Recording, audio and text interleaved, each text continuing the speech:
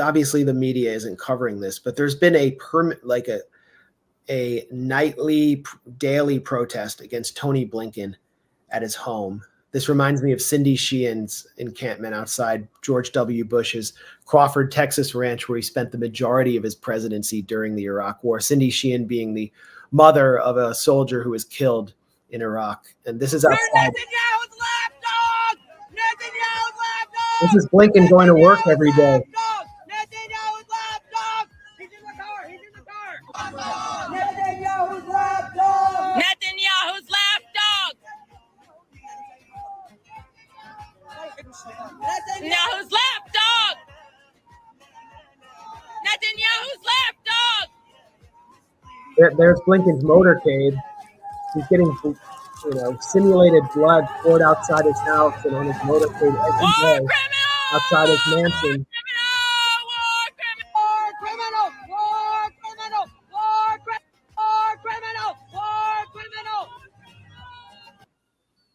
Props to them. So courageous. People who can confront these war criminals directly, I think, have it's so courageous to do that. It's so courageous. The same thing last week with the people who confronted Hillary Clinton and Linda Thomas Greenfield and that former Israeli intelligence officer who runs the Columbia Foreign Affairs School over their, fake conference to weaponize sexual violence to justify the genocide. I mean, such brave people. And Blinken is shook by this. You can see it in his face. He just perpetually looks scared because he really fashioned himself as this like human rights champion. And I think he really thought people, I really think he believed that people supported him and thought he was like on the right side because he rallied everyone to support Ukraine. But now Democrats, like the base, are the ones out there protesting the Biden administration and refusing to vote for him in places like Michigan, where there's a really big drive to vote uncommitted.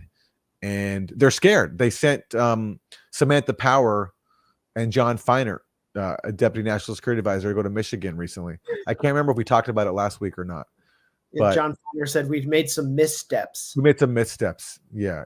We didn't communicate how much we really care about the lives of Palestinians. It was all framed as a PR issue, that if only we did a better job of public messaging, everything would be fine. I mean, overlooking the fact that they're providing the weapons and the support to exterminate Palestinian lives. So whatever you say about how much you care about them publicly, doesn't matter if you're materially providing all the support to exterminate the Palestinian lives you claim to care about. But it exactly, and it's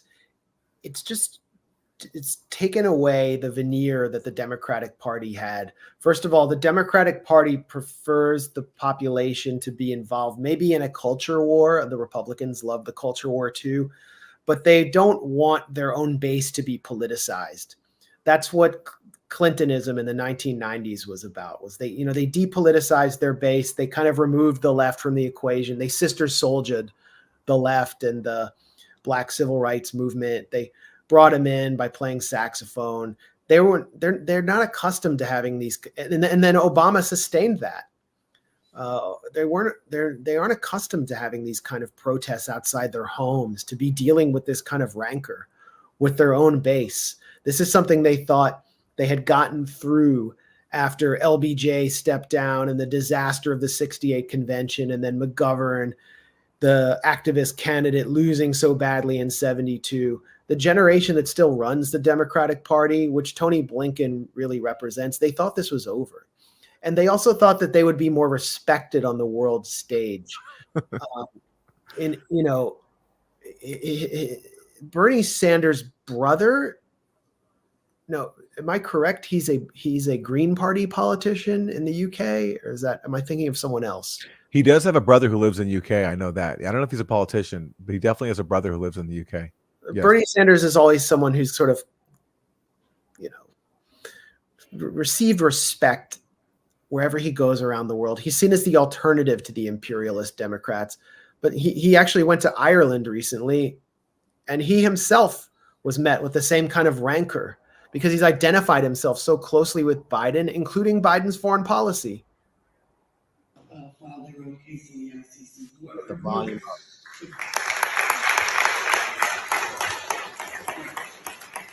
David and I have discussed what has going on right now is absolutely outrageous. We've got to do everything that we can to end the slaughter of innocent.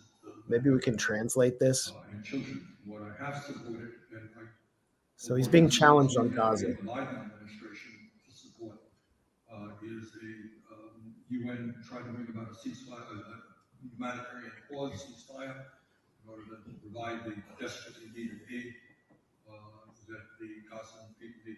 When you get to the word, I get a little bit queasy, and I don't what genocide is. So if you can't hear that, he just said I get a little bit queasy, and I don't know. And he did his little thing. What genocide? What, like, quotation marks, genocide. So he's queasy about using the word genocide, and this is when an audience member intervenes.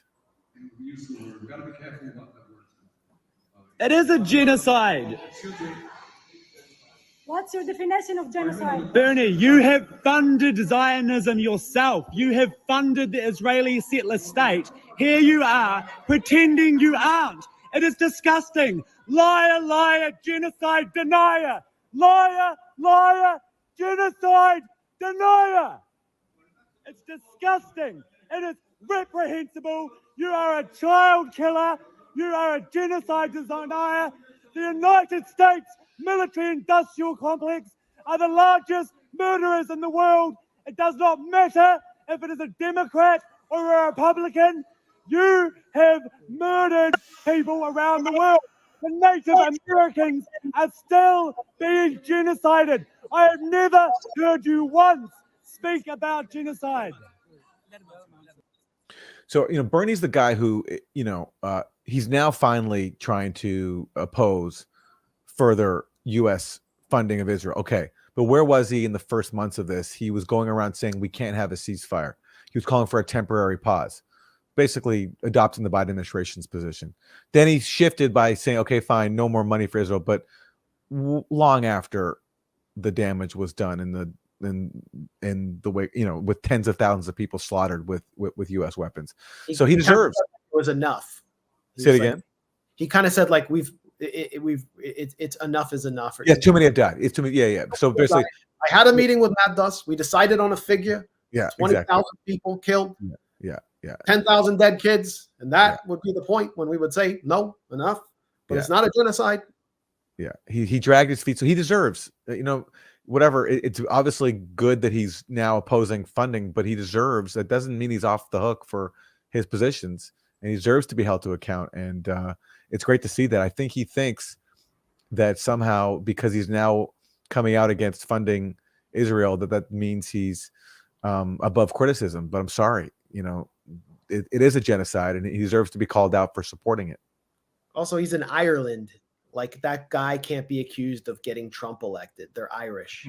Like, you can't expect to be going to Ireland, and there's just different standards there. I spent time in Northern Ireland on a speaking tour about Palestine. It's like I've never met so many white people who agreed with me about foreign policy. It was great. I wish it was warmer there. I might have taken up residence. But yeah, I mean, the Democrats are not seen as the more sane, rational foreign policy alternative, even by Western Europeans, as they once were all the way through Obama. Well, here's another reason why. This is the governor of New York, Kathy Hochul. Oh, my God. Hamas for what it is, and it is a terrorist organization that must be stopped. No country should live with that threat, that specter over them. And for those who don't understand this dynamic here in our own state, in our own country, I'll give you an example. I'm from Buffalo. Anybody realize that? If Canada someday ever attacked Buffalo, I'm sorry, my friends, there would be no Canada the next day, right? Right? Bill's Mafia. Canada, but we did have the War of 1812, and they did burn Buffalo, so there might be a little conflict here. But think about that. That is a natural reaction. You have a right to defend yourself and to make sure it never happens again. And that is Israel's right. So outright endorsement of genocide. She's actually endorsing, though, the logic of October 7th, because if in her mind it's okay to commit genocide over a one-day attack, then certainly it's okay to commit a one-day attack after 75 years of ethnic cleansing, right? I mean, it's just, and she kind of walked back her statement, I think, but not really, of course. It was a typical Weasley apology, but she's not the first person to actually, use this Canada analog. This is Joe Biden, reportedly 40 years ago during the Israeli assault on Lebanon. He said, "What did you do in Lebanon? You annihilated what you annihilated. It was great. If attacks were launched from Canada into the US, everyone here would have said, attack all the cities of Canada, and we don't care if all the civilians get killed." So Kathy Hochul is just following in Genocide Joe's footsteps.